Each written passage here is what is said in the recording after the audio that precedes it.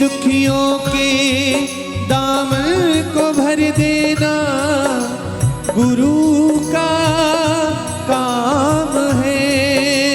हो लाखों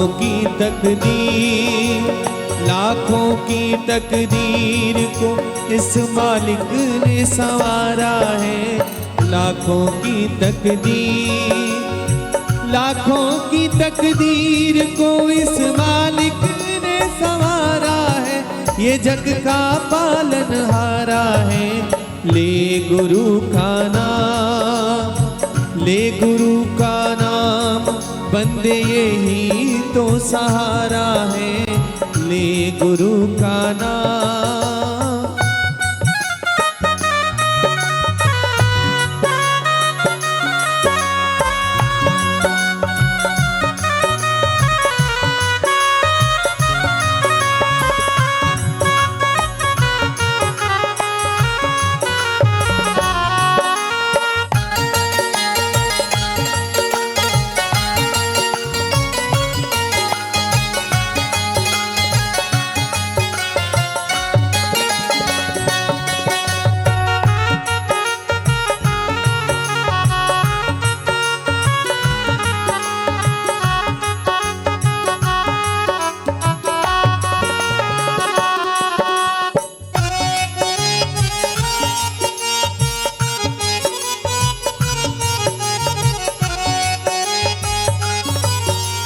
क्या भरोसा है इस जिंदगानी का, गुरु को याद कर। क्या भरोसा है इस जिंदगानी का, गुरु को याद कर। क्या सोचता है रे अनमोल जीवन को, न यूं बर्बाद कर। क्या सोचता है रे अनमोल जीवन को, न यूं बर्बाद कर। हो सौंप दे पतवार, फिर तो पास में किनारा है। सौंप दे पतवार, फिर तो पास में किनारा है। ये जग का पालनहारा है। ले गुरु का नाम बंदे यही तो सहारा है। ले गुरु का नाम।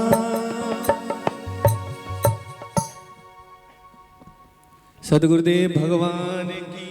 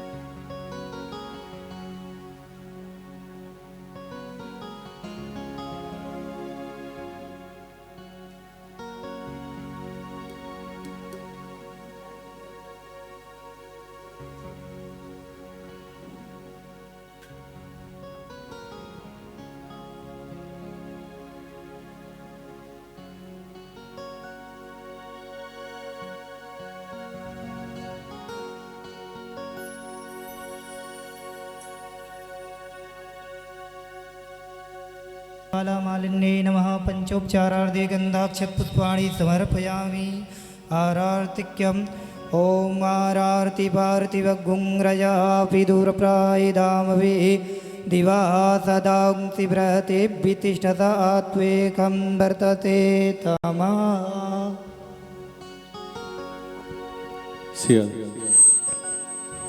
श्री भागवत भगवान की है आरती, पापियों को पाप से है तारती। श्री भागवत भगवान के है आरती। श्रीमन्महागणाधिपतये नमः।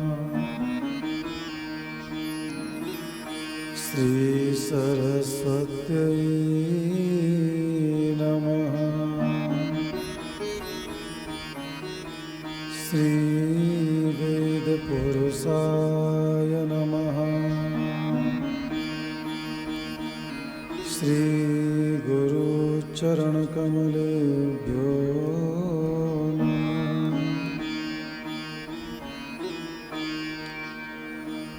वक्रतुण्ड महाकाय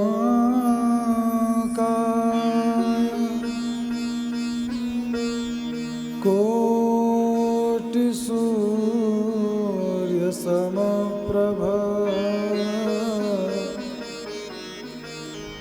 निर्विघ्नं कुरु मे देव। सर्वकार्येषु सर्वदा।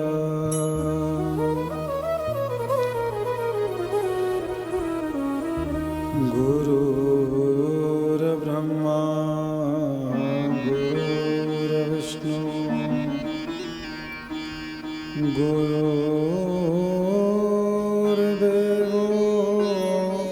महेश्वरा। गुरुर्साक्षात् परब्रह्मा तस्मै श्री गुरुवे नमः।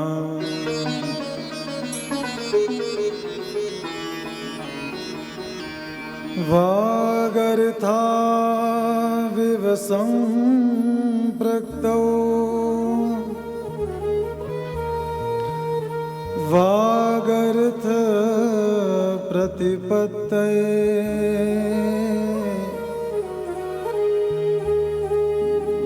जगतः पितरौ वन्दे पार्वती परमेश्वरौ।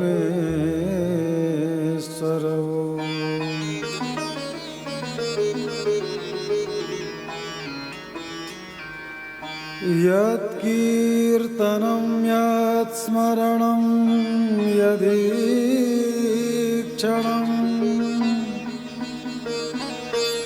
यद्वन्दनं यश्रवणं यदर्हणं लोकस्य सद्यो विदुनोति कल्मषम् तस्मै सुभद्रस्रवसे नमो नमः।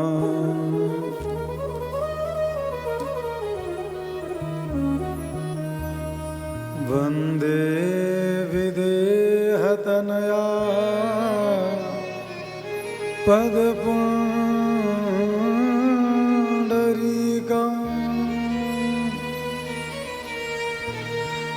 कैसौरसौरभसमा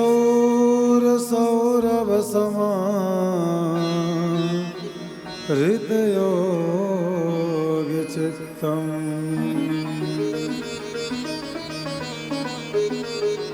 हन्तुं त्रितापमनिशं मुनिहंससेव्यम्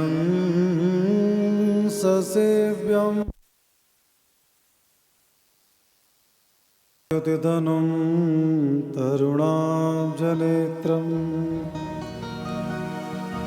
हेमाम्बरं वरविभूषणभूषिताङ्गम् कन्दर्पकोटिकमनीयकिशोरमूर्तिम् पूर्तिं मनोरथभुवां भज जानकीशम्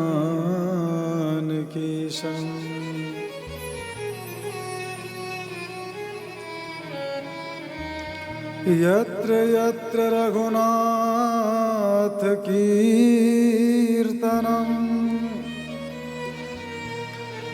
तत्र तत्र कृतमस्तकाञ्जलिं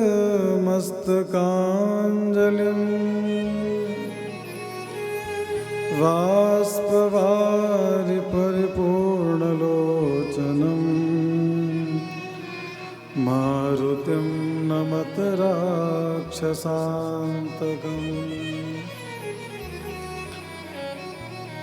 भगति भगत भगवंत गुरु चतुर्नाम वपुए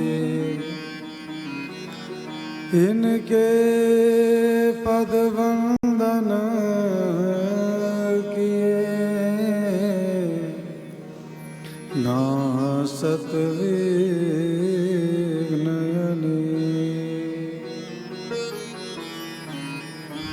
बोल भागवत भगवान की जय। परम मंगलमय परात्पर अखिलेश्वर अकारण करुणावरुणालय भक्तवांछा कल्पतरु भक्तवत्सल दीनवत्सल दीनबंधु कृपा सिंधु श्री राधा रमण लाल के चरणों में कोटि कोटि दंडवत प्रणाम करते हुए भगवती यमुना देवी को प्रणाम करते हुए एवं श्रीधाम वृंदावन को प्रणाम करते हुए वृंदावन धाम में उपस्थित आप सभी भक्तों को प्रणाम करते हुए आइए हम लोग भागवत की कथा में प्रवेश करें। लेकिन शास्त्र का नियम है जब भी हम कोई शुभ कार्य करते हैं तो सबसे पहले भगवान का संकीर्तन होता है। सभी लोग अपने अपने मन को एकाग्र करके और ऐसा भाव मन में रखते हुए कि हम श्री राधा रमण लाल के चरणों में बैठे हैं, हम श्री बांके बिहारी लाल के चरणों में बैठे हैं, हम श्री मदन मोहन महाराज जी के चरणों में बैठे हैं और उनकी अपने आँखों से उनके रूप को निहार रहे हैं। बड़े श्रद्धा भाव से संकीर्तन करते हुए आइए कथा में प्रवेश करें। जय राधे राधे गोविंद गोविंद राधे। जय राधे राधे गोविंद गोविंद राधे। जय राधे राधे गोविंद गोविंद राधे। जय राधे राधे गोविंद गोविंद राधे। जय राधे राधे गोविंद गोविंद राधे। जय राधे राधे गोविंद गोविंद राधे। गोविंद राधे गोपाल राधे। गोविंद राधे गोपाल राधे।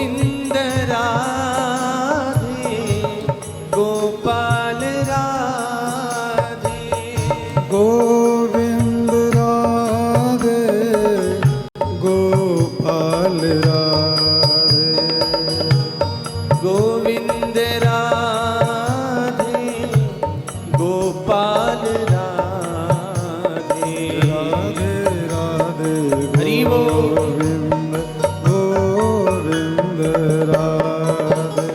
जय राधे राधे गोविंद गोविंद राधे। जय राधे राधे गोविंद गोविंद राधे। जय राधे राधे गोविंद। तालियों की सेवा करते हुए गोविंद राधे।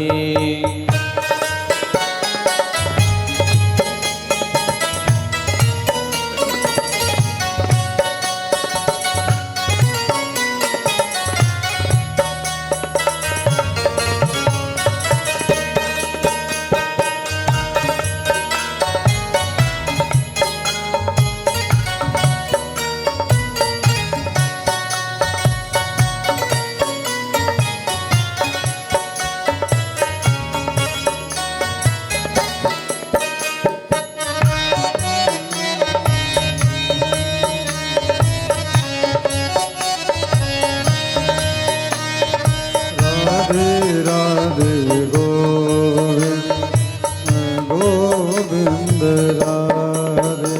जय राधे राधे गोविंद गोविंद राधे। इतना सुख और कहीं भी नहीं जितना सुख सुंदर श्याम में है। जितना सुख सुंदर श्याम में है, जितना सुख सुंदर श्याम में है। ये प्रेम का स्वाद कहीं भी नहीं जो स्वाद कृष्ण के नाम में है।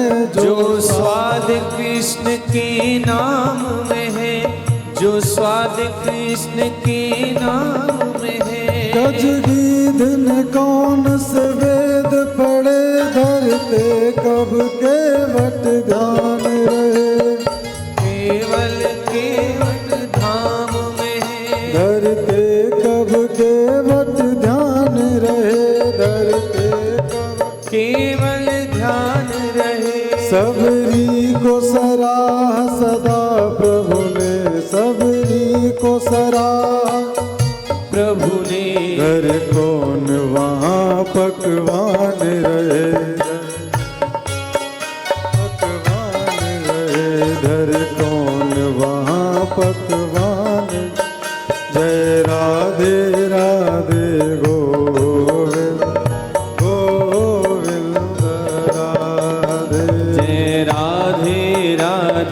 गोविंद गोविंद राधे। जय राधे राधे गोविंद गोविंद राधे। जय राधे राधे गोविंद गोविंद राधे। जय राधे राधे गोविंद गोविंद राधे। जय राधे राधे गोविंद गोविंद राधे। जय राधे राधे गोविंद गोविंद राधे। गोविंद राधे गोपाल राधे। गोविंद राधे गोपाल राधे। गोविंद राधे गोपाल राधे। गोविंद राधे गोपाल राधे। गोविंद राधे राधे गोपाल राधे राधे। गोविंद राधे गोपाल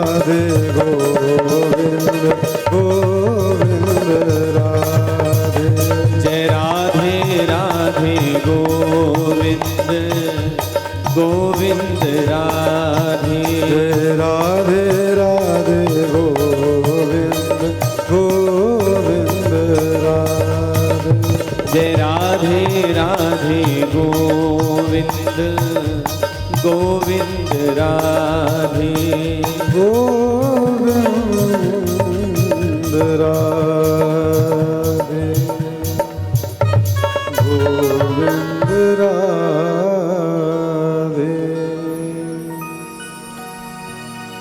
बोल भक्त वत्सल भगवान की जय, सच्चिदानंद भगवान की जय, श्री बांके बिहारी लाल की जय, श्री व्यास भगवान की जय, श्री सुखदेव भगवान की जय, श्री परीक्षित जी महाराज की जय, श्री वृंदावन धाम की जय, श्री यमुना महारानी की जय, श्री गोपेश्वर महादेव की जय, सत्य सनातन धर्म की जय, धर्म की जय हो, अधर्म का नाश हो, प्राणियों में सद्भावना हो, विश्व का कल्याण हो, गंगे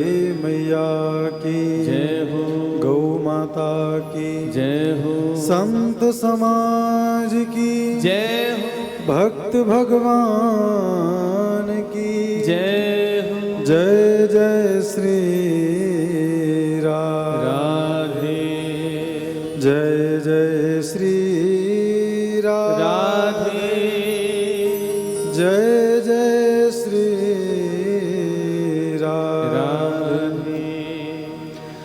नमः पार्वती पतये हर हर हर महादेव।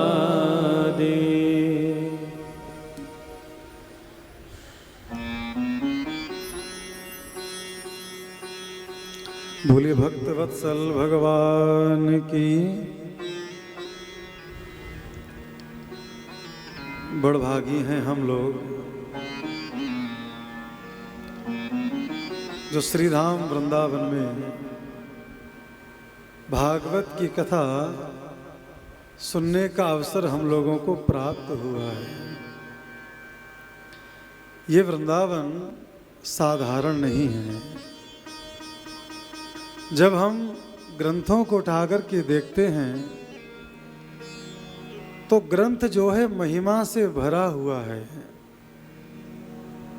गंगा जी की यमुना महिमा, यमुना जी की महिमा, गाय की महिमा, ब्राह्मणों की महिमा, तुलसी की महिमा, पीपल की महिमा, इस विश्व में जितने भी तीर्थ हैं ग्रंथों में सभी की महिमा का गान किया गया है।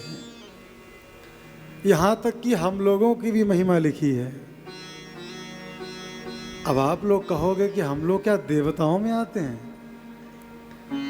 हम लोग देवताओं में तो नहीं आते हैं, लेकिन देवता भी हम लोगों की महिमा गाते हैं और महिमा उसी की गाई जाती है जो श्रेष्ठ होता है।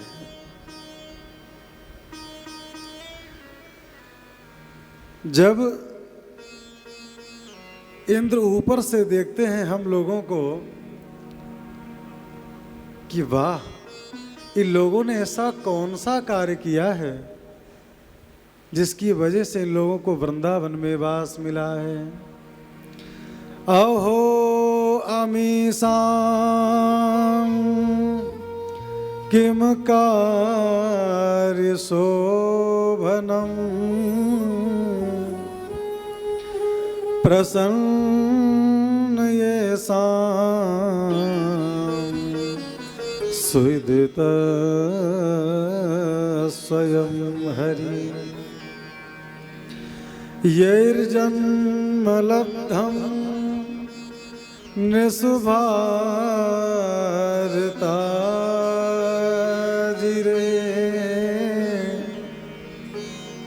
मुकुंद सेवो पैकं स्पृहाहिना।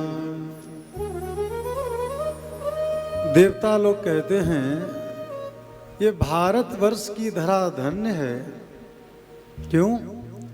क्योंकि जितनी कथाएं, जितना सत्कर्म और जितना भगवत नाम संकीर्तन इस भारतवर्ष में होता है, उतना और कहीं भी नहीं होता है। इस भारतवर्ष की ऐसी महिमा है, यहाँ ये जो है पूरा भारतवर्ष जो है ये आकर्षण की भूमि है। इसीलिए विदेश में पड़े हुए लोगों को भी ये भारत अपनी ओर खींच लेता है और यहाँ बुला करके उनसे भगवत नाम संकीर्तन कराता है। तो किसी ने कहा कि हम लोगों का जो भारतवर्ष में जन्म हुआ है, क्या ये किसी पुण्य का प्रताप है? तो देवता कहते नहीं नहीं नहीं, पुण्य का प्रताप नहीं है। पुण्य का प्रताप तो हम देवता स्वर्ग का भोग कर रहे हैं।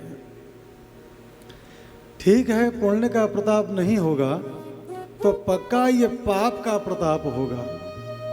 तो महाराज कहते नहीं नहीं, ये पाप का भी प्रताप नहीं है, पाप का भी फल नहीं है, क्योंकि पाप का फल तो मैं यमपुरी में लोगों को देता हूं।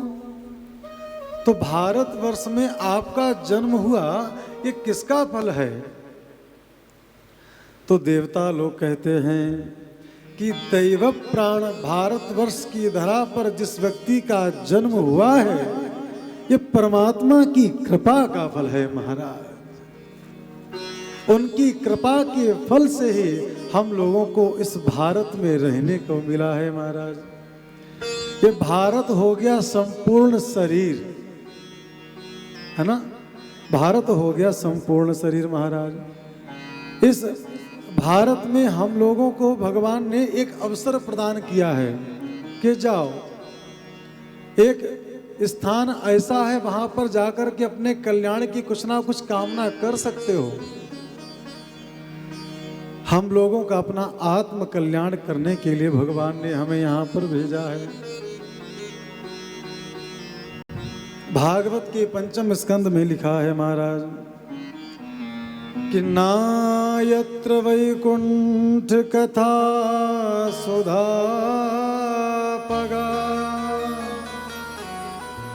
ना साधवो भगवता तदाश्रया नायत्र यज्ञेशमघा महोत्सवा सुरेश लोको पिनवै ससेविता। अगर भगवान का वैकुंठ भी है और वहाँ पर भगवान की कथा ना हो रही हो, तो जो सच्चे भक्त होते हैं ना, वो वैकुंठ का भी त्याग कर देते हैं। नायत्र वैकुंठ कथा सुधा पगा। जब भगवान श्री राम ने हनुमान जी महाराज से कहा कि हमारी लीला पूरी हो गई है, अब सभी भक्तों के साथ में आप हमारे साकेत को चलो। बोले क्या होता है साकेत में? तो भगवान ने कहा कि साकेत में तुमको हम मिलेंगे। और क्या मिलेगा? बोले मेरे भक्त मिलेंगे।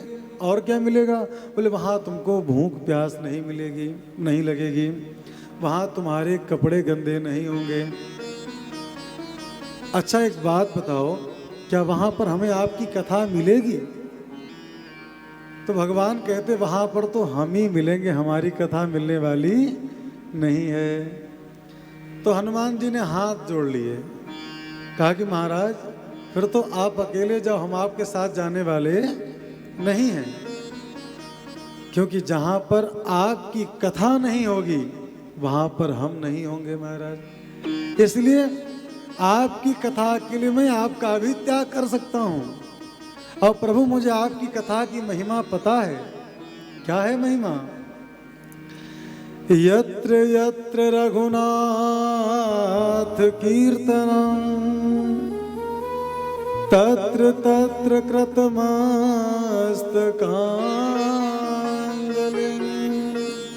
प्रभु, जहाँ पर आपकी कथा होती है ना, वहाँ पर आपको भी आना पड़ता है। कथा आपको अपनी ओर खींच लेती है, लेकिन आप कथा को अपनी ओर खींच नहीं पाते हो। इसलिए इस कथा को भगवान से भी श्रेष्ठ बताया गया है। मात्र ये भगवान की कथा ही एक ऐसी है जो भगवान को भी खींच लेती है महाराज। अभी आप भागवत के महात्म्य श्रवण करेंगे। जब सनकादिक ऋषि नारद जी को कथा श्रवण करा रहे हैं, तो कथा के मध्य में भगवान ने सभी को दर्शन दिया है। ये कथा का फल है महाराज। कथा का फल है कि हमने जिनकी कथा सुनी हो, हमें उनके दर्शन का लाभ मिल जाए। कथा इसलिए सुननी चाहिए। तो देवता कहते हैं महाराज, नायत्र वैकुंठ कथा सुधा पगा। जिस वैकुंठ में, जिस साकेत में, जिस गोलोक में भगवान की कथा ना हो, ऐसे भगवान के भक्त जो है भगवान के धाम का भी त्याग कर देते हैं, गोलोक का भी त्याग कर देते हैं, साकेत का भी त्याग कर देते हैं। ना साधवो भागवतास्तदाश्रया। इसमें देखिए बहुत अच्छी बात लिखी हुई है। साधवो भागवतास्तदाश्रया। ये साधुओं के ऊपर, संतों के ऊपर बात लिखी गई है कि जिस आश्रम में, जिस तीर्थ में संत भगवत प्रेमी ना हो, संत कुटिल नीति का प्रयोग करते हो, ऐसे संतों का भी त्याग कर देना चाहिए। ना यत्र यज्ञेश मखा महोत्सवा। जिस स्थान पर यज्ञ ना होते हों, विष्णु महायज्ञ, रुद्र महायज्ञ, शतचंडी, लक्ष्य चंडी, अति रुद्र, लघु रुद्र, ये यज्ञ ना होते हों, और महोत्सवाहा। हमारा भारतवर्ष जो है ये उत्सवों से भरा हुआ है महाराज। हर चौथे दिन कोई ना कोई त्योहार मनाया जाता है। अभी 5-7 दिन पहले कृष्ण जन्माष्टमी निकल करके गई है, और 7 दिन के बाद में राधा जन्माष्टमी है। कल हरियाली तीज है, उसके 2 दिन बाद ऋषि पंचमी है, उसके बाद में पितृपक्ष प्रारंभ हो जाएगा। पितृपक्ष में पितरों को भोजन कराओ, पितरों को जल दो, पितरों का तर्पण करो। पितृपक्ष जैसे पूरा होगा, वैसे नवरात्र में माता रानी आ जाएंगी। हाँ, और नवरात्र जैसे पूरा होगा, उसके बाद में दीपावली की तैयारी करो। तो हमारा भारतवर्ष जो है वो उत्सवों से भरा हुआ है। इस भारतवर्ष में आए दिन कोई ना कोई उत्सव होता ही रहता है महाराज। तो क्या इन उत्सवों को मनाना चाहिए? क्यों सुरेश भैया? कहा कि ना यत्र यज्ञेश मखा महोत्सवा। जहां पर यज्ञ ना हो, जहां पर मख ना हो, और जहां पर भगवान के उत्सवों को ना मनाया जाए। लोग जानते ही नहीं कृष्ण जन्माष्टमी क्या होता है, लोग जानते ही नहीं कि दीपावली क्या होता है, लोग जानते ही नहीं कि नवरात्र क्या होते हैं। बोले महाराज, ऐसे स्थान का भी त्याग कर देना चाहिए। और जहां पर आपको भगवत कथा प्राप्त ना हो, ऐसे स्थान का भी त्याग आप कर सकते हैं। कहने का तात्पर्य यह है कि हमारा जो भारतवर्ष है, इस भारतवर्ष की प्रशंसा की गई है। भारतवर्ष में जो रहने वाले जो वृक्ष हैं, जो नदियां हैं, जो पर्वत हैं, इनकी वंदना की गई है। और हम लोगों की वंदना की गई है। बड़े भाग्य मानुस्तन पावा, सुर दुर्लभ सदग्रंथ निगाह। तो हम लोगों की भी प्रशंसा की गई है महाराज। गायन्ति देवा किल गीत कानी, धन्यास्ते ये भारत भूमि भागे। देवता लोग गीत गाते हैं कि वो लोग धन्य हैं जिनका भारत वर्ष में जन्म हुआ है महाराज। तो भारत हो गया एक पूरा शरीर, शरीर में एक हृदय होता है ना। बिना हृदय के संसार में कोई जीवित ही नहीं रह सकता है महाराज। आप कैसे पहचानोगे कौन आपसे प्रेम करता है, कौन आपसे ईर्ष्या करता है? तो उस भारत वर्ष का जो हृदय है वो श्रीधाम वृंदावन है महाराज। और जिस भूमि पर आप बैठे हो ना, ये भूमि साधारण नहीं है। विष्णु पुराण के गोलोक खंड के 3रे अध्याय में एक प्रसंग आता है कि श्री नारद जी महाराज ने भगवान श्री कृष्ण से कहा कि प्रभु, संसार वासियों को आपकी बहुत आवश्यकता है और आपके बिना संसार में किसी का कल्याण नहीं है। अब आपको पृथ्वी में अवतार लेना चाहिए। तो भगवान श्री कृष्ण ने जैसे ही इस वृंदावन में, ब्रज में अवतार लेने का मन बनाया, तो जितने भी देवी हैं, जितने भी देवता हैं, सभी अपने अंशों के साथ में, आयुधों के साथ में, वो सब भगवान श्री कृष्ण में विलीन हो गए महाराज। इसका मतलब भगवान श्री कृष्ण का जो अवतार है वो पूर्ण अवतार है, क्योंकि उन श्री कृष्ण में सभी देवी देवताओं का अंश पाया जाता है। तो भगवान ने कहा कि ठीक है, हम अवतार लेने को तैयार हैं। और ये खबर पहुंच गई महाराज राधा रानी के पास में। राधा रानी भागती हुई भगवान श्री कृष्ण के पास में गई और कहा कि प्रभु, आप हमें छोड़ करके जाओगे क्या?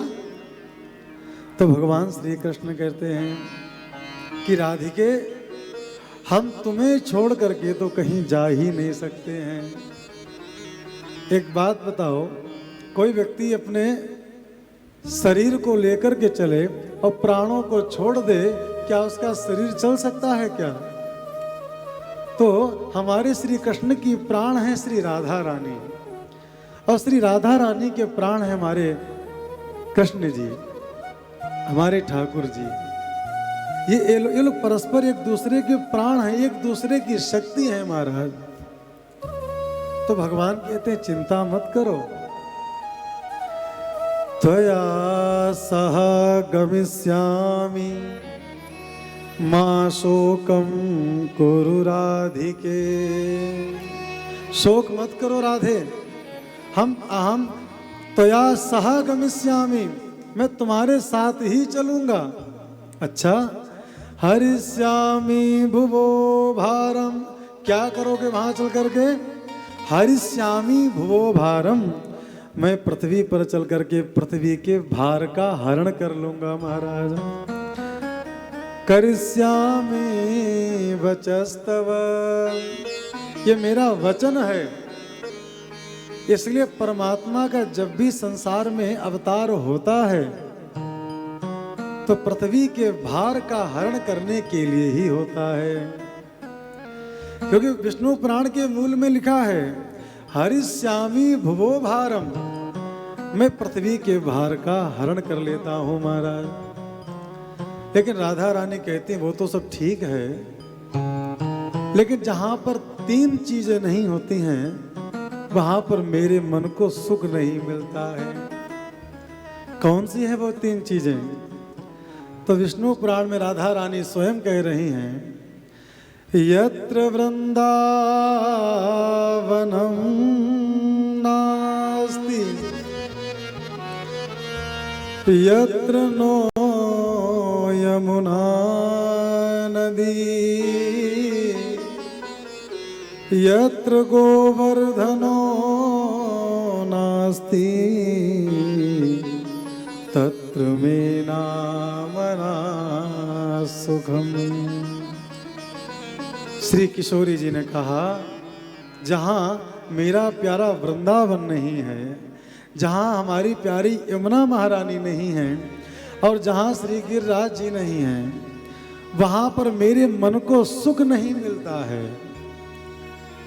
ये जो वृंदावन है, ये जो यमुना महारानी हैं, ये जो गिरिराज महाराज हैं, ये महाराज राधा रानी को भी सुख पहुँचाने वाले हैं।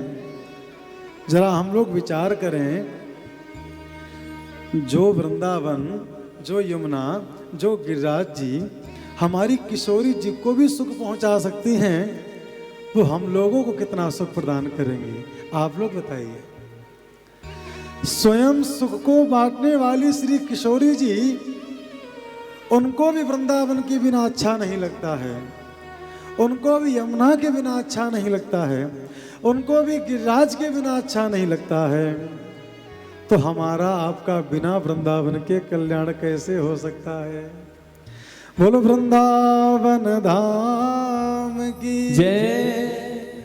तो भगवान ने क्या किया, भगवान ने अपने गोलोक धाम से एक 84 कोस की भूमि इस भूमंडल पर भेज दी। ये इस वृंदावन की बात नहीं कर रहे हैं, ये जो 84 कोस की भूमि है, ये गोलोक धाम से आई है। और ये भी मत सोचना कि ये बात हम अपनी मन से कह रहे हैं। इदम शास्त्रम प्रमाणम, इस शास्त्र का प्रमाण है भैया।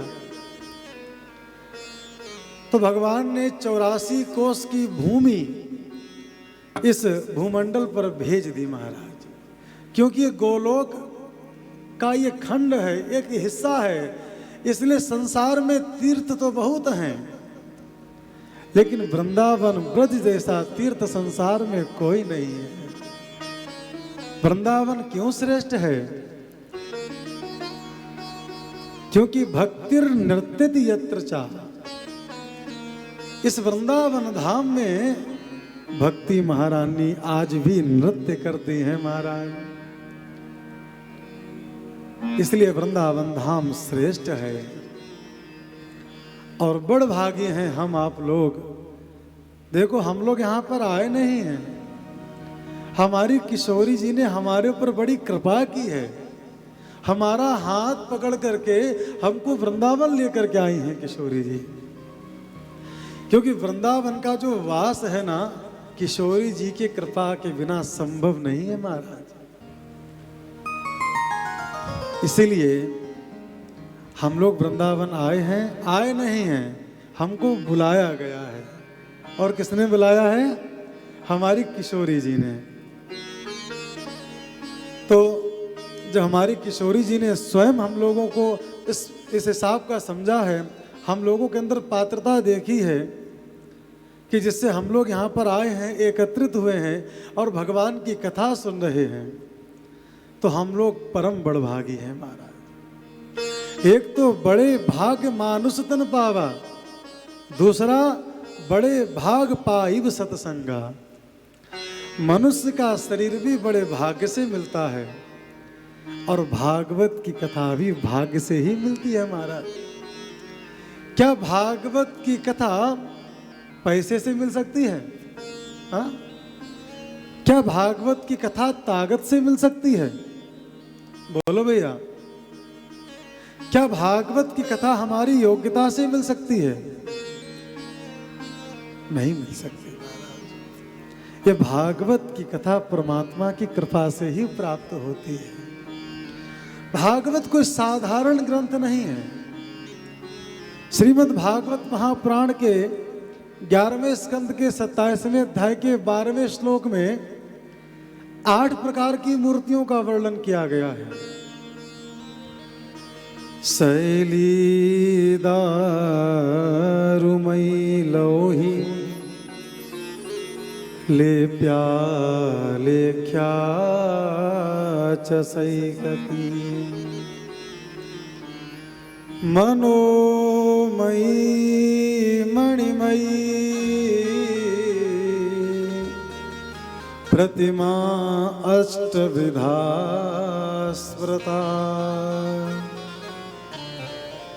11वें स्कंद में 8 प्रकार की मूर्तियों का वर्णन किया गया है। पहली मूर्ति होती है शिला, शिला मतलब पत्थर। एक मूर्ति होती है पत्थर की शैली। दूसरी मूर्ति होती है दारू। अब दारू का अर्थ क्या होता है भैया? पीने वाली। दारू का अर्थ होता है काष्ठ। काष्ठ मतलब लकड़ी। एक मूर्ति पत्थर की होती है और एक मूर्ति लकड़ी की होती है महाराज, और एक मूर्ति धातु की होती है। कोई अष्ट धातु की मूर्ति लेता है, कोई पीतल की लेता है, कोई तांबे की लेता है, कोई सोने की लेता है। तो शैली दारुमयी लौही कितनी हो गई भैया? 3। ले प्यालेख्या चसैकती। एक मूर्ति होती लीप करके, जैसे कि अभी 1-1.5 महीने बाद करवा चौथ आएगा, तो करवा चौथ पर माताएं छत पर क्या करती हैं? कुछ चित्रकारी करती हैं। करती है ना? नहीं करती हैं? तो लीप करके। अब आपके पास में कोई भी ठाकुर जी की मूर्ति नहीं है, क्या करें? अपने हाथ में एक पुस्तक लीजिए, एक पेंसिल लीजिए और लिख करके, पेंटिंग बना करके उस मूर्ति की पूजा कर सकते हैं।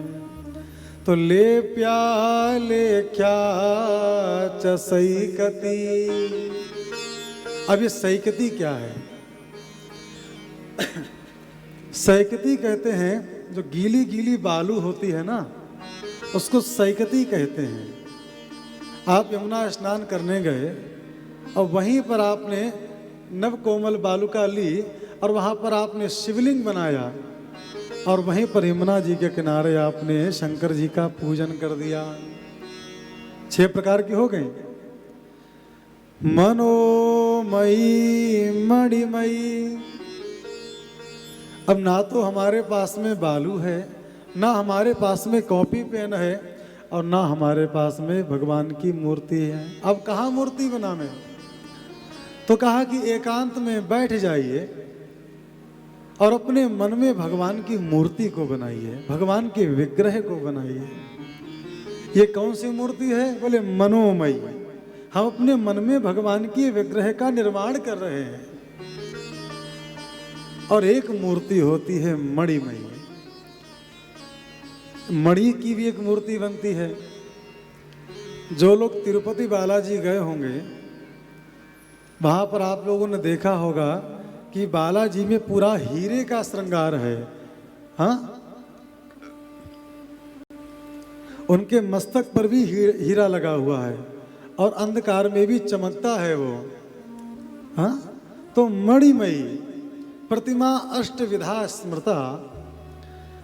लेकिन जब श्री वेदव्यास जी महाराज ने श्रीमद् भागवत महापुराण की रचना की, जैसे क्या होता है, कोई जैसे दिव्य संत आता है ना, तो उस संत की स्तुति करने के लिए बहुत से लोग आते हैं। ऐसे श्री वेदव्यास जी महाराज ने जब श्रीमद् भागवत महापुराण की रचना की, तो भागवत की स्तुति करने के लिए सभी पुराण वहां पर उपस्थित हुए। तो पद्म पुराण के उत्तरखंड ने जो भागवत की स्तुति की है, उसने एक प्रकार की मूर्ति और बता दी। अभी तक तो हमें लगता था कि मात्र 8 प्रकार की ही मूर्ति है, लेकिन पद्म पुराण के उत्तरखंड ने जब भागवत की महिमा को गाया है, तो एक प्रकार की मूर्ति और प्रकट हो गई महाराज। वो मूर्ति कौन सी है? तेनेदम वांगमयी मूर्ति प्रत्यक्षा वर्तते हरे। तो कहा कि ये जो श्रीमद् भागवत महापुराण है, ये भगवान की वाणीमयी मूर्ति है, तो भागवत कोई साधारण ग्रंथ नहीं है। भागवत स्वयं भगवान के वाणी रूपी विग्रह के रूप में प्रतिष्ठित है महाराज। बोलो भागवत भगवान की जय। और जहाँ पर भगवान की वाणी होती है वहाँ पर किशोरी जी को बड़ा मदा हो जाता है, बड़ा अहंकार हो जाता है कि हमारे ठाकुर जी की वाणी है, ये हमारे ठाकुर जी हैं। तो ऐसे ही भागवत का जब प्रारंभ हुआ तो केवल भागवत महापुराण नहीं लिखा गया। क्या लिखा गया? श्रीमद् भागवत महापुराण। अब ये श्री क्या है? श्री है हमारी किशोरी जी। ये किशोरी जी का मद है, ये गर्व है किशोरी जी का। भागवत जो ग्रंथ, जो वाणी, जो व्यक्ति जिसका मन ठाकुर जी से जुड़ जाता है वो किशोरी जी का गर्व हो जाता है। इसलिए भागवत कोई साधारण नहीं है, भगवान की वाणी है और किशोरी जी का गर्व है महाराज। अब आइए हम लोग इस भागवत में प्रवेश करें। और बड़ भागी हैं हम लोग कि आज वृंदावन में ठाकुर जी ने बुलाया है हम लोगों को। हमारे परीक्षित श्री सुरेश वर्मा जी, श्री हीरालाल वर्मा जी और हमारे पिताजी भी श्री जगत नारायण द्विवेदी जी भी पधारे हैं और हमारे बहुत से भक्त हैं, बहुत से यजमान हैं। आप लोगों ने साहस बंधाया। अपनी तो सामर्थ्य नहीं वृंदावन में कथा कर सके, आप लोगों की बहुत आवश्यकता होती है। आप लोगों ने कह दिया कि महाराज जी वृंदावन में कथा करी, हम लोग आपके साथ में हैं। हमको साहस मिला, आपने हवा भरी, हम यहाँ पर चले आए, वो हवा भरना सार्थक हो गया। बोलो भक्त वत्सल भगवान की। भागवत के महात्म के प्रथम श्लोक में भगवान श्री कृष्ण को प्रणाम किया गया है। आइए ये पहला श्लोक हम सभी लोग गाते हैं। पहले हम बोलेंगे फिर आप लोग बोलना। सच्चिदानंद रूपाय सच्चिदानंद रूपाय विश्वोत्पत्त्यादिहेतवे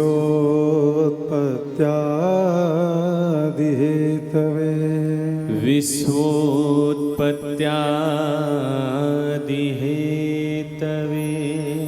तापत्रय विनाशाय तापत्रय विनाशाय श्री कृष्णाय वयं नुमः। श्री कृष्णाय वयं नमः। श्री कृष्णाय वयं नुमः। श्री कृष्णाय वयं नमः। तो सबसे पहला शब्द है सच्चिदानंद। क्या है ये सच्चिदानंद? हम लोग बारंबार बोलते हैं, बोलो सच्चिदानंद भगवान की। तो सच्चिदानंद में तीन शब्द हैं, सत, चित और आनंद। सत्य क्या है संसार में? तो उपनिषद कहते हैं कि ब्रह्म सत्यम जगन मिथ्या। संसार में यदि हम किसी को सत्य कह सकते हैं तो मात्र परमात्मा को कह सकते हैं। और जो संसार क्षणभंगुर है उसको हम सत्य नहीं कह सकते हैं, वो असत है महाराज। और दूसरा शब्द है चित। चित कहते हैं प्रकाश। जैसे कि अभी हम आप लोग यहाँ पर बैठे हैं तो हमें प्रकाश की आवश्यकता है, लेकिन वो परमात्मा स्वयं में ही प्रकाशमान है। वो स्वयं अपने प्रकाश से सारे जगत को प्रकाशित करता है महाराज। गोस्वामी तुलसीदास बाबा कहते हैं, परम प्रकाश रूप दिन राति, परम रूप दिन राती। नहीं कछु चाहिए दिया घृत बाती। नहीं कछु चाहिए दिया घृत बाती। परम प्रकाश रूप दिन राती। परम प्रकाश रूप दिन राती। परम प्रकाश रूप दिन राती। परम प्रकाश रूप दिन राती।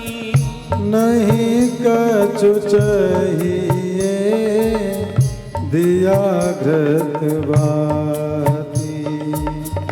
नहीं कछु चाहिए दिया घृत बाती। परम प्रकाश रूप दिन राती। परम प्रकाश प्रकाश रूप दिन राती। नहीं कछु चाहिए दिया घृत बाती। नहीं कछु चाहिए दिया घृत बाती। तो वो परमात्मा स्वयं में ही प्रकाशमान है, जो स्वयं अपने प्रकाश से सारे जगत को प्रकाशित करता है महाराज। इसीलिए सत भी श्री कृष्ण है, चित भी श्री कृष्ण है, और तीसरी बात है आनंद।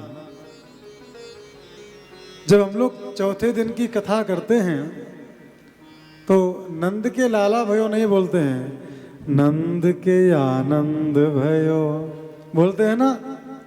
अवध में आनंद भयो बोलते हैं ना। तो आनंद साक्षात श्री कृष्ण है महाराज। संसार में हमको जो कहीं भी थोड़ा सा कुछ अच्छा लगता है तो वो क्षण मात्र का सुख है महाराज, आनंद नहीं हो सकता है। आनंद वो है जो कभी खत्म ना हो। आपको रसगुल्ला अच्छा लगता है, आपने रसगुल्ला खाया और खाते खाते 2 रसगुल्ले खा गए, 3 खा गए, 4 खा गए। आप जितने रसगुल्ले खाओगे रसगुल्ले का आनंद उतना कम होता चला जाएगा। लेकिन ठाकुर जी का आनंद एक ऐसा आनंद है, उनके नाम संकीर्तन का आनंद एक ऐसा आनंद है। आप जितना संकीर्तन करोगे, आप जितना भगवत नाम जप करोगे, उतना ही आनंद आपका बढ़ता जाएगा। क्योंकि आनंद की परिभाषा कृष्ण है, कृष्ण ही आनंद है और आनंद ही कृष्ण है महाराज। सच्चिदानंद रूपाय,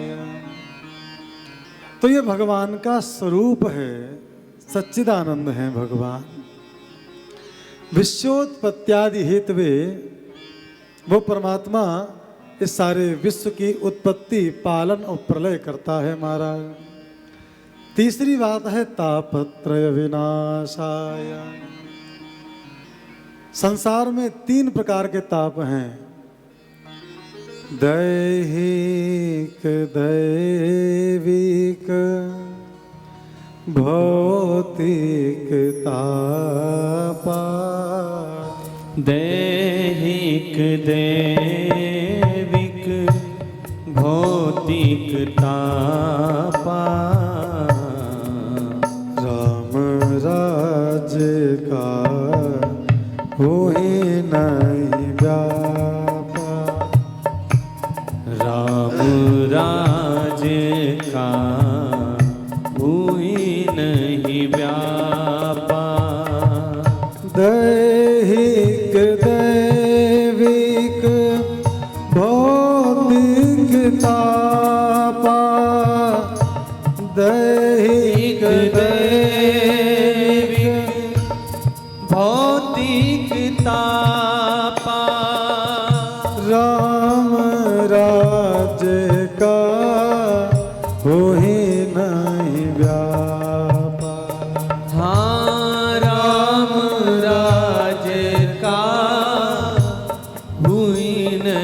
व्यापा। दैहिक दैविक भौतिक तापा, राम राज्य का कोई नहीं व्यापा। दैहिक दैविक भौतिक तापा, राम राज का नहीं व्यापा। राम राज्य का कोई नहीं व्यापा। संसार में 3 प्रकार के ताप हैं, दैहिक ताप, दैविक ताप, भौतिक ताप। दैहिक ताप कहते हैं कि जो व्यक्ति अपने शरीर से परेशान रहता है, कभी यहाँ दर्द, कभी वहाँ दर्द, कभी बुखार, कभी जुखाम, कभी सर दर्द, ये दैहिक ताप है। और दैवीय ताप क्या है? दैवीय ताप कहते हैं कि आपके प्रारब्ध के अनुसार जो आपको कष्ट प्राप्त होते हैं, ये दैवीय ताप है। जैसे कि विकलांग हो जाना, अंग भंग हो जाना, ये दैवीय ताप है महाराज। और तीसरा ताप है भौतिक ताप। भौतिक कहते हैं संसार को, संसार के द्वारा जो ताप मिले वो भौतिक ताप। बोले संसार का ताप अभी समझ में नहीं आया, नहीं आया समझ में? किसको नहीं आया बताओ? संसार का ताप जब तपाने पर आता है ना, तो संपूर्ण विश्व में लॉकडाउन हो जाता है महाराज। घर से बाहर निकलने तक की परमिशन नहीं मिलती है। ये भौतिक ताप है। लेकिन जिस व्यक्ति ने परमात्मा की शरण को ग्रहण कर लिया है, ये तीनों ताप कभी उसको तपाते नहीं हैं। किसकी शरण ग्रहण करें? तो कहा कि श्री कृष्णाय वयम नमः। ऐसे हम राधा रानी के सहित भगवान श्री कृष्ण को प्रणाम कर रहे हैं। बोलो राधा कृष्ण भगवान की जय, सच्चिदानंद भगवान की जय।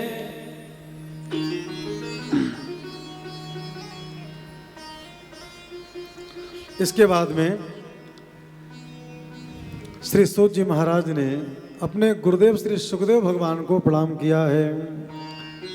सुखदेव भगवान को प्रणाम करने के बाद में एक पुराणों की भूमि है महाराज, जिसको हम लोग नैमिषारण्य कहते हैं। ये नैमिषारण्य क्या है? बोले पुराणों की भूमि है महाराज।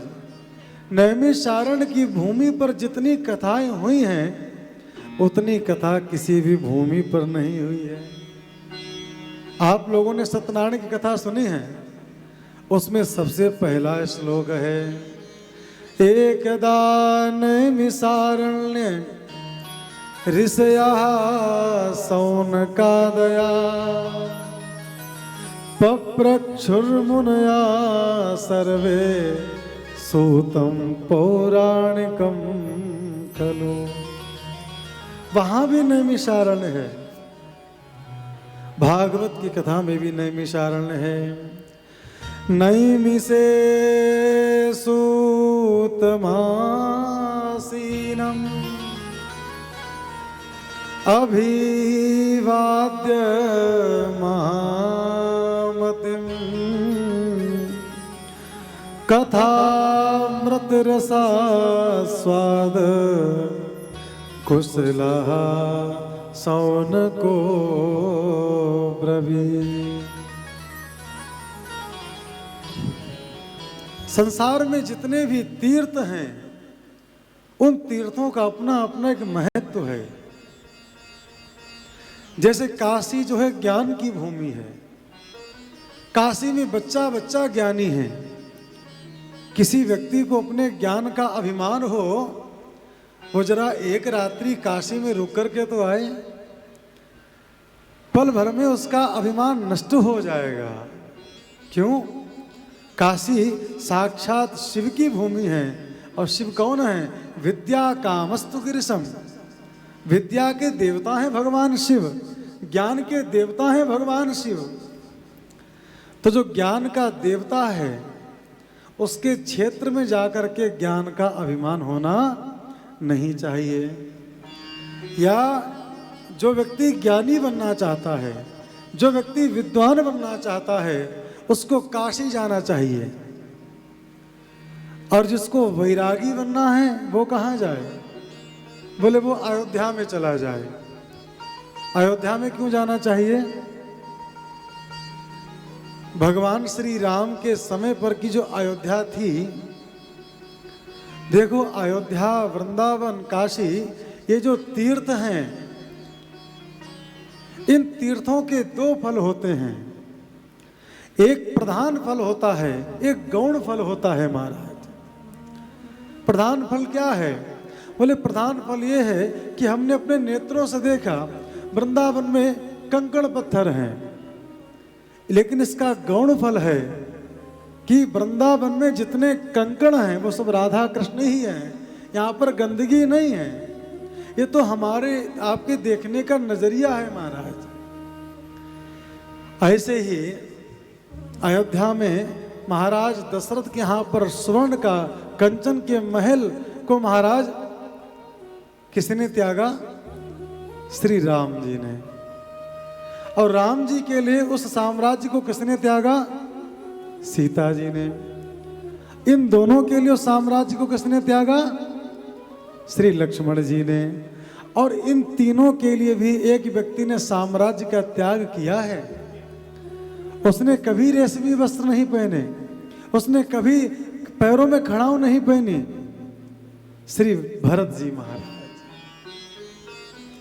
संसार में त्याग क्या होता है महाराज, वैराग्य क्या होता है, ये तो हमें श्री भरत जी महाराज से सीखना चाहिए। उनके बड़े भैया श्री राम घर को छोड़ करके 14 वर्ष के लिए वन में चले गए, तो श्री भरत जी महाराज ने अपनी उस सुख सुविधा का, उस कंचन महल का त्याग करके महाराज नंदीग्राम में गड्ढा खोद करके उसमें अपने रहने की व्यवस्था बनाई। इसका दूसरा आशय समझिए, अयोध्या की संपत्ति की एक फुटबॉल बनाई।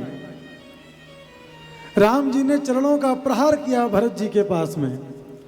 भरत जी ने कहा कि जिस संपत्ति को राम जी ने ठुकरा दिया, उस संपत्ति को मैं अपने पास कैसे रख सकता हूं? अरे जाओ जाओ, यहां कुछ नहीं है। तो राम जी यहां से चरणों का प्रहार करते और भरत जी वहां से चरणों का प्रहार करते।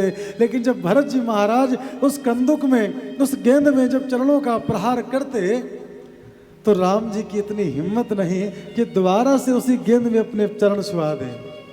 बोले क्यों? बोले भरत जी हैं संत, भरत हैं साधु, भरत हैं भगवत भक्त। और संसार का कोई भी साधु, संसार का कोई भी संत, संसार का कोई भी भक्त यदि किसी को मेरे पास भेजता है ना, तो मैं उसको ठुकराता नहीं, अपने हृदय से लगा लेता हूं। तो भगवान श्री राम ने उस गेंद को अपने हृदय से लगा लिया। ये मेरे भरत के द्वारा ठुकराई हुई गेंद है महाराज। कहने का मतलब अयोध्या त्याग की भूमि है, अयोध्या वैराग्य की भूमि है महाराज। कि दोनों भाइयों ने एक दूसरे के लिए उस कंचन महल का त्याग कर दिया। मैं तो इतना कहता हूं कि जब किसी भाई में आपस में बंटवारे का नंबर आवे, तो बड़े भाई को पूछना चाहिए कि तुमको क्या चाहिए। पूछना चाहिए, नहीं पूछना चाहिए? लेकिन आजकल उतना मौका मिलता नहीं है। आजकल जिसको जहां से मौका मिला उसने उतना दबोच लिया अपने पास में, उतना अपने पास में कर लिया। आजकल ऐसा मौका नहीं मिल रहा है। कभी भी आपको अगर भाई भाई में बंटवारे करने की अगर नौबत आए, बड़ा भाई पूछे कि क्या चाहिए, तो छोटे को कह देना चाहिए कि संपत्ति आप रख लो और हमें तो आप चाहिए। हैं? बड़े भाई की हिम्मत है जो संपत्ति रख लेगा। इतना कह दोगे तो अपने तो जितना तुमको मिलने वाला उससे ज्यादा ही मिलेगा, कम नहीं मिलेगा। संपत्ति मिले या ना मिले, लेकिन आपको आपका भाई तो मिला। भाई से बड़ी संपत्ति समाज में कुछ है क्या? क्यों भैया? भाइयों में प्रेम का क्या भाव होता है, प्रेम कैसा होता है, ये कोई राम लक्ष्मण भरत शत्रुघ्न जी से सीखे महाराज। तो अयोध्या त्याग की भूमि है, वृंदावन प्रेम की भूमि है, वृंदावन भक्ति की भूमि है। जिसके जीवन में एकदम नीरसता हो, किसी भी प्रकार का रस ना हो महाराज, और भगवान की भक्ति से शून्य हो, ऐसे लोगों को वृंदावन धाम जरूर आना चाहिए। कहा क्यों? बोले भक्तिर नृत्यति यत्र चा, भक्ति महारानी ने वृंदावन में, पूरे वृंदावन में नाच नाच करके अपने भक्ति का रस का छिड़काव ऐसा किया है कि जो भी एक बार वृंदावन आ जाता है वो वृंदावन का पागल हो जाता है, वृंदावन का प्रेमी हो जाता है महाराज। कभी जाइए आप बिहारी जी के मंदिर में, इस्कॉन टेम्पल जाइए, प्रेम मंदिर जाइए, निधिवन जाइए, वहां पर जो मृदंग के साथ में भगवत नाम संकीर्तन करते हुए जो लोग नृत्य करते हैं महाराज, बैकुंठ हाथे पर दूर रह जाता है। ये वृंदावन प्रेम की भूमि है। ठाकुर जी के प्रति आपकी श्रद्धा जागृत नहीं हो पा रही है, ठाकुर जी में आपका प्रेम जागृत नहीं हो पा रहा है, तो वृंदावन धाम का ये फल है कि अगर आप वृंदावन में वास करोगे तो आपको ठाकुर जी की भक्ति सहज में मिल जाएगी। उसके लिए कोई प्रयास करना नहीं पड़ेगा।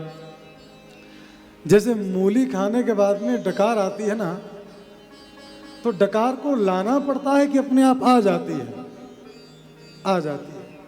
ऐसे ही वृंदावन धाम में आप रहने लग जाओगे तो ठाकुर जी की भक्ति का रस अपने आप चढ़ जाएगा, आप भी राधे राधे बोलने लग जाओगे महाराज। बोलो भक्त वत्सल भगवान की। ऐसे ही पुराणों की एक भूमि है जिसको हम लोग नैमिषारण्य कहते हैं। ये नैमिषारण्य आदि तीर्थ है महाराज। सभी ऋषि मुनि गए भगवान के पास में, बोले महाराज आप हमें कोई ऐसा स्थान बता दो जहां पर हम आपका बैठ करके भजन करें और कलयुग हमारे भजन में विघ्न पैदा ना करने पाए। तो भगवान ने अपने मन से एक चक्र को प्रकट किया, तो कहा कि जाओ जहां पर ये चक्र रुक जाएगा वहीं पर जाकर के आप लोग निवास करना। तो नैमिषारण्य में वो चक्र गया, और चक्र तीर्थ, एक चक्र तीर्थ है नैमिषारण्य में, देखा होगा आप लोगों ने। तो वो चक्र तो उसमें से होकर के सीधे पाताल में पहुंच गया, लेकिन वो 88,000 ऋषि जो हैं, शौनकादिक ऋषि, वो वहीं पर बैठ गए और भगवान का भजन, भगवान की कथा, भगवान का गुणगान, भगवान का संकीर्तन उन्होंने प्रारंभ कर दिया महाराज। भगवान के भजन से क्या लाभ होता है, क्या मिलता है? जिस स्थान पर भगवान का भजन होता है ना, भगवान की कथा होती है ना, वो स्थान अपने आप में सिद्ध स्थान हो जाता है। जैसे हम लोग कभी किसी मंदिर में जाते हैं तो कहते बड़ा जागृत स्थान है, बड़ा सिद्ध स्थान है। तो ऐसे ही नैमिषारण्य कैसा सिद्ध है? नैमिषारण्य एक ऐसा तीर्थ है जो साधकों को सिद्धि प्रदान करता है महाराज। तीरथ वरनै मिस विख्याता, तीरथ वरनै मिस विख्याता, अति पुनीत सा धक सिद्धिदाता अति पुनीत साधक सिद्धिदाता तीरथ वरन मिस विख्याता तीरथ वरने मिस विख्याता अति पुनीत साधक सिद्धिदाता अति पुनीत साधक सिद्धिदाता तीरथ वरन मिस विख्याता अति पुनीत साधक सिद्धिदाता तीरथ वरने मिस विख्याता अति पुनीत साधक सिद्धिदाता। तो ऐसे नैमिषारण्य क्षेत्र में तीर्थ में महाराज श्री शौनकादिक 88,000 ऋषि मुनि बैठे हुए हैं। उनके मध्य में श्री 20 वर्षीय श्री सूत जी महाराज का प्रवेश होता है, आगमन होता है। बोलो सूत जी महाराज की जय। सूत जी महाराज आए और शौनकादिक ऋषियों ने जैसे देखा कि हमसे उम्र में छोटे हैं, लेकिन इनका जो चेहरे पर तेज है वो कोटि सूर्य समप्रभा, करोड़ों सूर्य के समान है महाराज। तो देखो क्या होता है, कुछ लोग कहते हैं कि अमुक व्यक्ति ने हमको प्रणाम नहीं किया, उसका सर मेरे सामने नहीं झुका, प्रणाम किया नहीं जाता है। आपके चेहरे का तेज, आपकी योग्यता, आपकी विद्वता ही आपको प्रणाम कराती है महाराज। आपके चेहरे पर भगवान के संकीर्तन का जो तेज होगा, उस तेज को देख करके जो सामान्य जन हैं अपने आप को रोक ही नहीं पाएंगे, उठ करके आपको प्रणाम करने लगेंगे महाराज। ये भगवान की महिमा है। ऐसे ही शौनकादिक ऋषि मुनि उठे और उठ करके श्री सूत जी महाराज को प्रणाम करने लगे। तो सूत जी कहते हमको प्रणाम क्यों कर रहे हो आप, हम तो उम्र में बहुत छोटे हैं, आप हमको प्रणाम मत करो। लेकिन शौनकादिक ऋषि कहते हैं कि ते सर्वे ज्ञान वृद्धाश्च, जो ज्ञान में बड़े होते हैं वही सबसे बड़े होते हैं महाराज। बैठ गए और सूत जी महाराज से प्रश्न किया है, अज्ञानध्वांत विध्वंस कोटि सूर्य समप्रभ सूताख्या ही कथासारम् मम कर्ण रसायनम। हे महाराज, हम सभी लोग अज्ञानी हैं महाराज, और आप कौन हो? आपके अंदर करोड़ों सूर्य के समान ज्ञान का प्रकाश है महाराज, और हमारे अंदर अज्ञान का अंधकार है। आप ही हमारे इस अंधकार को दूर कर सकते हो। तो सूत जी महाराज ने कहा कि हमको केवल अंधकार मिटाने के लिए बुलाया है क्या, किसी टॉर्च की, किसी प्रकाश की व्यवस्था की जाए? बोले नहीं नहीं महाराज, और भी बात है। आपका दर्शन जिसको हो जाता है उसके अंदर भक्ति का उदय हो जाता है। तो भक्ति ज्ञान विरागाप्तो विवेको वर्धते महान माया मोह निरासश्च वैष्णवै क्रियते कथम।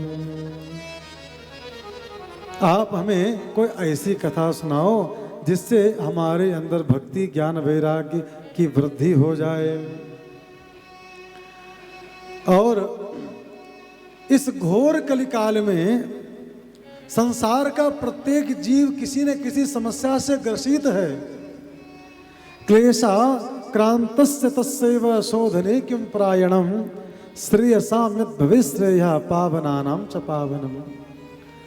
जो पतितों को पवित्र कर दे, जो मंगलों का भी मंगल करे महाराज,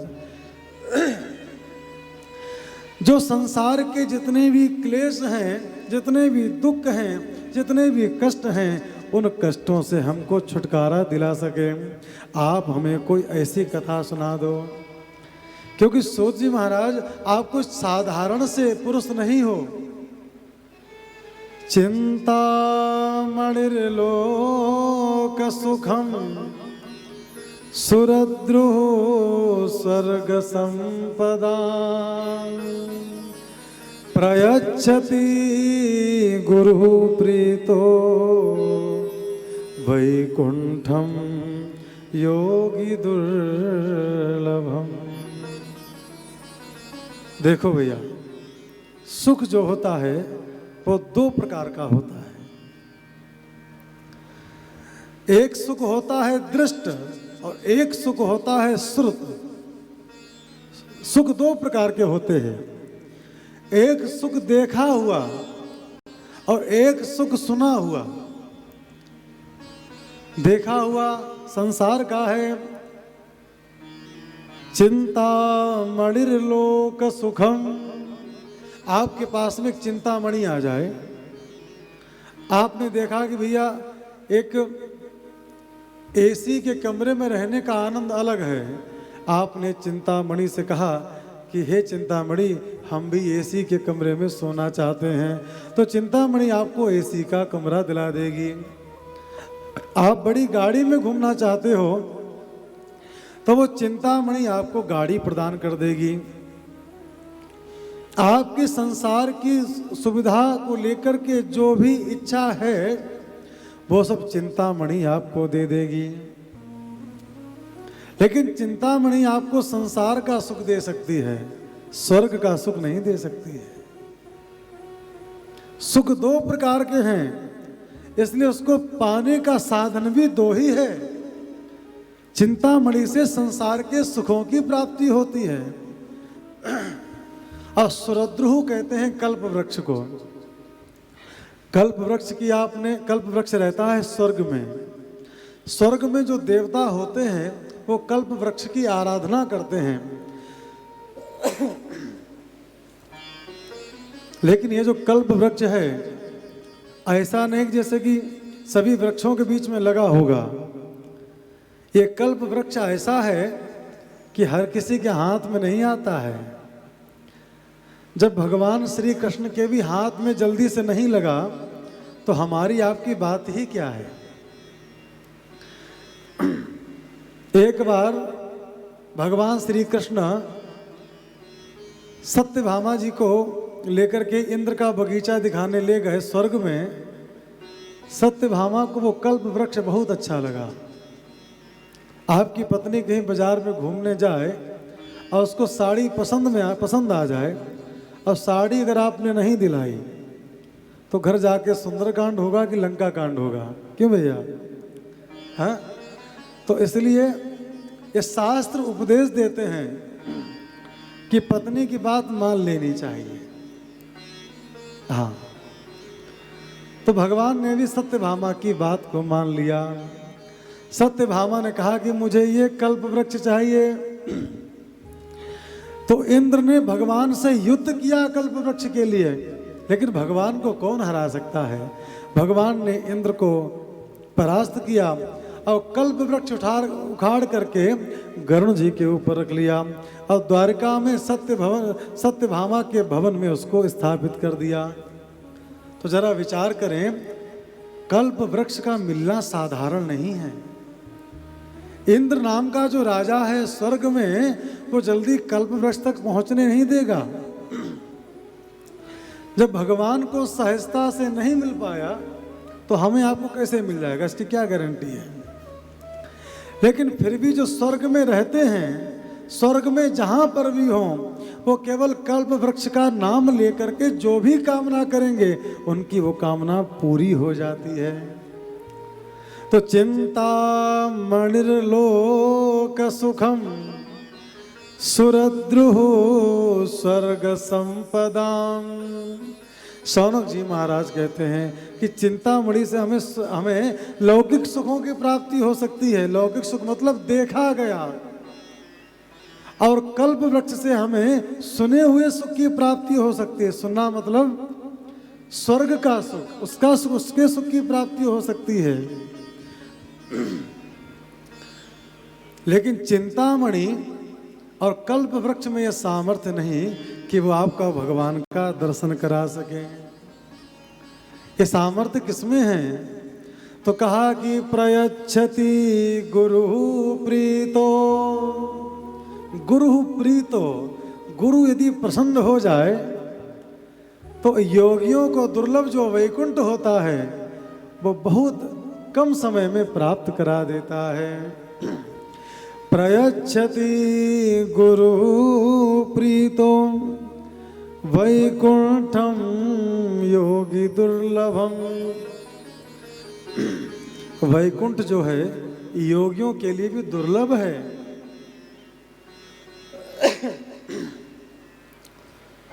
लेकिन ऐसे वैकुंठ को भगवान जो है गुरु की कृपा से प्रदान कर देते हैं। तो सौनकादिक ऋषि कहते हैं महाराज प्रयच्छति गुरु प्रीतो, आपके ऊपर आपके गुरु सुखदेव भगवान की कृपा है और हम चाहते हैं कि आप हमारे ऊपर कृपा करें।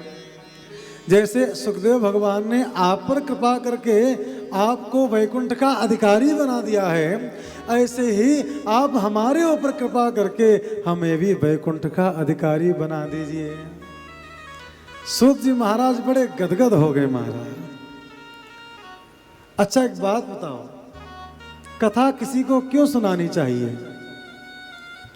आपके पास में धन बहुत है इसलिए, आपका वैभव बहुत है इसलिए, किस लिए कथा सुनाना चाहिए?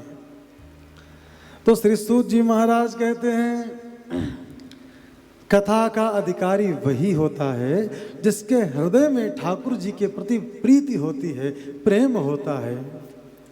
अब समझ गए सूत जी महाराज, प्रीति ही सौनक चित्ते ते यतो वच में विचार्य चा सर्व सिद्धांत निष्पन्नम संसार भयनाशनम। कथा तब सुनानी चाहिए जब सामने वाले के अंदर भगवान के प्रति प्रीति हो, कुछ सुनने की इच्छा हो, कुछ जानने की जिज्ञासा हो, तब सामने वाले को कथा सुनाना चाहिए। अब देखो श्रोता और वक्ता दोनों कितने विलक्षण हैं। श्रोता का लक्षण कैसा है कि प्रीति ही सौनक चित्ते थे, उसकी कथा में प्रीति होनी चाहिए, भगवान में प्रीति होनी चाहिए। और वक्ता कैसा होना चाहिए? नैमिषे सूतमासीनम अभिवाद्य महामतिम। वक्ता कैसा हो? वक्ता सूत जी को साधारण से पुरुष नहीं है, महामतिम, उनके मति में महान परमात्मा विराजमान है महाराज, इसलिए महामति कहा गया है। तो जिसके मति में परमात्मा विराजमान हो उसको कथा करनी चाहिए, और जिसके हृदय में ठाकुर जी की कथा सुनने की इच्छा हो उसको कथा सुनना चाहिए। तो यहाँ पर दोनों ही बातें सटीक बैठ गई। महामति श्री सूत जी महाराज हैं और कथा के प्रति प्रीति शौनक जी के अंदर है, तो हो गया संयोग। जहां पर ये दो बातें बैठ जाती हैं वहीं से कथा प्रारंभ हो जाती है महाराज। और कहते हैं कि मैं तुमको एक ऐसी कथा सुनाने वाला हूं जो भक्त्योग वर्धनम यच्च कृष्ण संतोष हेतुकम तद हम ते विदास्यामि सावधानतया शृणु। मैं आपको ऐसी कथा सुनाऊंगा जिस कथा को सुनकर के आपके अंदर भक्ति का उदय हो जाएगा, भक्ति का वर्धन हो जाएगा, भक्ति की वृद्धि हो जाएगी महाराज। और उस कथा को सुनकर के क्या होगा? बोले कृष्ण संतोष हेतुकम। जब आप वो कथा सुन लोगे तो उससे क्या होगा? भगवान कृष्ण भी आपके प्रति संतुष्ट हो जाएंगे कि अभी हमारा हो गया है, इसका हाथ हमने पकड़ लिया है, ये हमारे मार्ग पर आगे चलने लगा। भगवान के भक्त हो, क्या लक्षण है कि आप भगवान के भक्त हो? बोले जो तीर्थ गमन करे, जो संतों की सेवा करे, जो भगवान की कथा करे, जो भगवान के प्रेम में एकांत में बैठ करके अपने आंसुओं को प्रवाह करे, वही असली भगवान का भक्त होता है महाराज। भगवान के लिए आपको रोना चाहिए। बोले कि काय को रो में, हमारे पास इतना फालतू का समय थोड़े जो भगवान के लिए रोएं। अरे भगवान के लिए इसलिए रोना है कि जो संसार में भगवान के लिए रोता है ना, उसको संसार के लिए नहीं रोना पड़ता है महाराज। इसीलिए भगवान को पाने की इच्छा होनी चाहिए, भगवान से मिलने की इच्छा होनी चाहिए। एक बार क्या हुआ, एक सेठ जी दिल्ली से पधारे और वृंदावन की परिक्रमा की और आकर के महंत जी से कहा, बोले महाराज तुम्हारे वृंदावन में कितने भंडारे होते हैं, जगह जगह पत्तले पड़ी हुई है, जगह जगह दोना पड़े हुए हैं, जगह जगह गिट्टी पड़ी हुई है, बहुत गंदगी है, बहुत गंदगी है। बोले गंदगी के अलावा तुमको और कुछ नहीं दिखाई पड़ा? बोले नहीं महाराज, हमें कुछ नहीं दिखाई पड़ा। इतने में क्या हुआ, उसी आश्रम का एक संत वृंदावन धाम की परिक्रमा करने गया। और जब परिक्रमा करके आया तो महंत जी ने संत से पूछा, बाबा आपको वृंदावन में परिक्रमा मार्ग पे क्या दिखा? बोले महाराज क्या बताएं, जैसे ही हमने वृंदावन की परिक्रमा शुरू की ना, तो ये जो नंद का जो छोरा है ना, मेरा अचला, मेरा वस्त्र उसकी मुद्रिका में फंस गया और उसने हमारे वस्त्र को पकड़ लिया और लेकर के भागने लगा। मैं कह रहा लाला रुक जा, लाला रुक जा, मैं बूढ़ा हूँ, बुढ़ापे का शरीर है, वृद्ध शरीर है, मैं तेरे बराबरी नहीं दौड़ सकता। महाराज मैंने तो परिक्रमा मार्ग में देखा कि आगे आगे मेरा कृष्ण दौड़ रहा है, उसके पीछे पीछे हम दौड़ रहे हैं। और जैसे ही आकर के उसने हमारा वस्त्र अपनी मुद्रिका से निकाल करके हमको दिया तो देखा कि हमारी परिक्रमा पूरी हो गई। महाराज ये वही वृंदावन है। वृंदावन में आपके मात्र नेत्र का ही प्रभाव है। इन नेत्रों से वृंदावन में कंकड़ पत्थर देख लीजिए और इन्हीं नेत्रों से वृंदावन में हमारे राधा कृष्ण को देख लीजिए महाराज।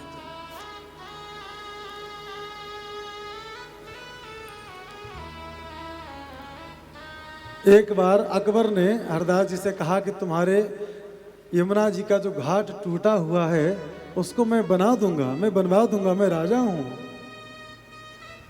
श्री हरदास जी महाराज ने कहा कि वाह, तुम इतने बड़े राजा नहीं हो जो वृंदावन का एक कोना भी ठीक कर सको।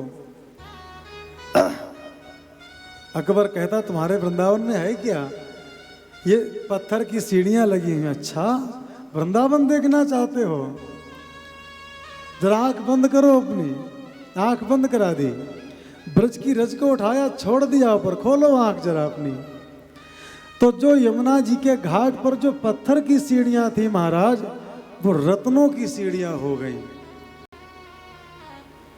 राजा हो गए, अपने घर के हो गए, वृंदावन के राजा नहीं हो। और इतने बड़े राजा नहीं जो वृंदावन का एक कोना भी ठीक करा सको। वृंदावन जो है रत्नों से जड़ा हुआ है, वृक्षों से लदा हुआ है महाराज। लेकिन क्या है कि वृंदावन को देखने के लिए ये हमारे बाहर के नेत्र नहीं, हमारे अंदर के नेत्र की आवश्यकता है। बाहर के नेत्र से तो वृंदावन में कचौड़ी बहुत अच्छी मिलती हैं, कचौड़ी दिखाई पड़ेंगी, लस्सी दिखाई पड़ेगी, बहुत अच्छी अच्छी बिल्डिंग बनी है। लेकिन जिस दिन अपने अंदर के नेत्र से वृंदावन धाम का दर्शन करोगे, आपको वृंदावन के प्रत्येक कोने पर प्रत्येक कण पर केवल हमारा राधा कृष्ण ही दिखाई पड़ेगा महाराज। साधारण नहीं है। श्री सूत जी महाराज कहते हैं, काल ब्याल मुखग्रास त्रास निर्णास हेतवे। संसार में केवल एक ही भय है भैया। काहे का भय? बोले मृत्यु का भय। हमारे चोट लगी, हमारा एक्सीडेंट हुआ या कोई घटना घट गई, वो भय थोड़े दिन रहता है। लेकिन एक मृत्यु का भय ऐसा है जो सभी को परेशान करता रहता है। हाँ? और सबको पता कि हमें एक दिन मरना ही है, क्योंकि मृत्यु संसार का अटल सत्य है। दीपक बुझने को जलता है और जन्म सदा से मृत्यु के आंचल में पलता है। दीपक बुझने को जलता है। हमारा आपका जन्म हुआ, 1 वर्ष पूरा हुआ, अरे 1 वर्ष हो गया, हम 1 साल के हो गए, 1 साल के हो गए कि 1 साल कम हो गया। जन्म से पहले मृत्यु आती है। जैसे आपने किसी सर्प को देखा है, सर्प जब किसी जीव को निगलता है तो एकदम नहीं निगलता है, धीरे धीरे करके निगलता है। ऐसे ही संसार में जो काल रूपी व्याल है, जो समय रूपी सर्प है, ये हम लोगों को ग्रस रहा है महाराज। बोले कैसे ग्रस रहा है, कैसे खा रहा है? ऐसे खा रहा है, समझिए। अभी आपने पलक झपकाई,